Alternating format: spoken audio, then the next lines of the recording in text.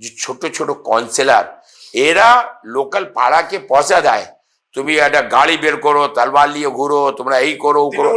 তৃণমূল আর কার, তৃণমূল না বললে আর কি, ওখানে মুসলিম এরিয়াতে কোনো আছে? ওরই তো আছে সব চোর সালামাল, সব চোর মাল ওইখানে আছে।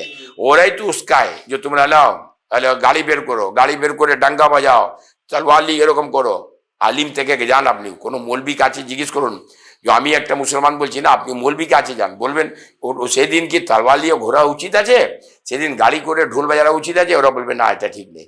কিন্তু এরা করাচ্ছে কে? কাউন্সিলর করাচ্ছে, জানে এরা দিয়ে তো খুশ। এইটা মুসলমান চাইতো, তলবার নিয়ে ঘুষ হয়ে যায়, চাকরি চাবে না, গুন্ডামু করো, এটা খুশ, চাকরি দরকার নেই, ভালো খাবার নেই, ভালো থাকার নেই, শুধু এইসব করিয়ে মুসলমানদেরকে খুশ করো, এইটা করছে, আর কিছু নেই। আমি বলে দিচ্ছি শোনো, ওয়ার্ড আমি বলেছি, রাজাবাজার ওয়ার্ড 29 নম্বর word, Rajabazar area, Khidirpur, মেটিয়া Buruj, park circus, এইসব জায়গাটা আগুন লাগাবে, আগুন লাগাবে, এই মুখ্যমন্ত্রী আগুন লাগাবে।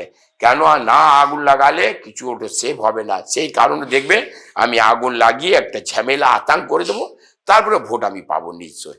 এইটা প্ল্যানিং আছে মুখ্যমন্ত্রী, এই প্ল্যানিং কাজ করবে, দেখবে আগামীকাল, বেশি নেই, এই মাস 2 মাসের মধ্যে দেখবে খুব বড় আগুন লাগাবে মুসলিম এরিয়াতে। জানে মুসলিমকে আবার এখানে তো মুসলিম চলে যাবে আমার হাত দিয়ে, তো এটা আগুন লাগিয়ে একটু আতঙ্ক করে দাও, আতঙ্ক করলে আমার লাভ হবে, এই আতঙ্ক করাবে। ওইখানে কাউন্সিলর হলো সুশান্ত কুমার ঘোষ, কে মাল আছে? টিএমসি।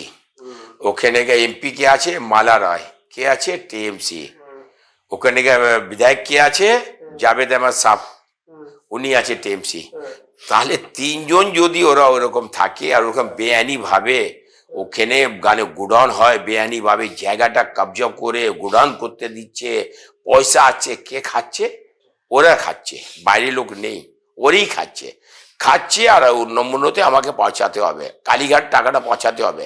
তাহলে আগুনে দিয়ে এই মুখ্যমন্ত্রী আগুন দিয়ে খেলা করে, মানুষকে মিত্র খেলা করে, মানুষের রক্ত থেকে খেলা করে, মানুষকে পুড়িয়ে খেলা করে, এটা মানুষকে পুড়িয়ে দিয়েছে, এটা পুড়িয়ে দিয়েছে। কারণ যদি না পড়া দেয় তাহলে বলুন আপনি, ওখানে ফায়ার ব্রিগেড আসেনি, কেন আসলে না? ফায়ার ব্রিগেড জানে এখানে আমাকে আগে ক্লিয়ার করতে হবে, জায়গা কোনো ইস্তেমাল করবে, ওটা জায়গাটা সরকারি জায়গা, কবজা করে থাকছে, ওরা থাক খায়, আমরা তো কিছু যাচ্ছি না। কিন্তু এবার ক্লিয়ার করে আমি বিল্ডিং করব, এই ক্লিয়ারের জন্য একটা আগুন লাগিয়ে দিল, বললাম তো আগুন লাগিয়ে দিচ্ছে, সবাই জানে। আপনি সব জানেন না যে ওখানে বেআইনি ভাবে গোডাউন আছে, বেআইনি ভাবে প্লাস্টিক কারখানা, প্লাস্টিক দানার কাজ হয়, আপনি জানেন না? নাজিরাবাগ আমরা জানি না, নাজিরাবাগ জায়গার নাম আছে, ওটা আমরা জানি। ওখানে সব বেআইনি জায়গা, সব গোডাউন করে রেখেছে, সবাইকে আপনি পয়সা নিচ্ছেন আর কাজ করতে দিচ্ছেন, কিন্তু সিকিউরিটি ওখানে নেই। তাহলে আপনি মানুষে আগুন লাগিয়ে আপনি খেলা করেছেন, মানুষকে আগুন দিয়ে পড়িয়ে আপনি খেলা করেছেন, এই অবস্থা। সামান্য 14 তলা থেকে এইটাই ভাবছে যে আমি কোন কোন জায়গাটা কি করে পুড়িয়ে আমি ওই জায়গাটা নেবো, পুড়িয়ে দিল, জায়গাটা নিয়ে নেবে, কিছুদিন পরে ওটা ওখানে খুন করে জায়গাটা নিয়ে ওখানে নেতাকে মারিয়ে জায়গাটা নিয়ে, এই অবস্থা নামন্য থেকে সব প্ল্যান করে, সব প্ল্যান কোথায় কি করতে হবে সব প্ল্যানিং কাজ করে আর খেলা করে। আজকে আপনার বাড়িতে কি রান্না হচ্ছে না, মমতার কাউন্সিলর বলুন, লোকাল এমএলএ বলুন, এমপি বলুন, সবাই জানে কি রান্না করছে, কিভাবে আপনি খাচ্ছেন, কেমন আছেন, কাকে তো আপনি সবকে সব জানে। তো ওরা জানে না এখন মন্দির ভেঙেছে কে, ওকে শাস্তি দেওয়ার উচিত ছিল।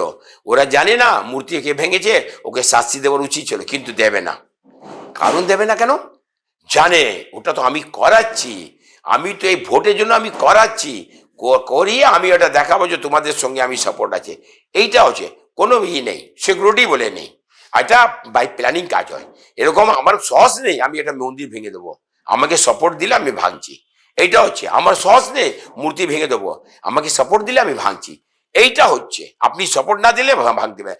একদিন যদি অ্যাকশন নিতেন তাহলে দ্বিতীয়বার হতো না, প্রত্যেকবার তো হচ্ছে। এখানে রেপিং এখানে হচ্ছে, ছিনতাই এখানে হচ্ছে, মানে মন্দির ভাঙা এইখানে হচ্ছে, মূর্তি ভাঙা এইখানে হচ্ছে, কোথায় যাবেন আপনি?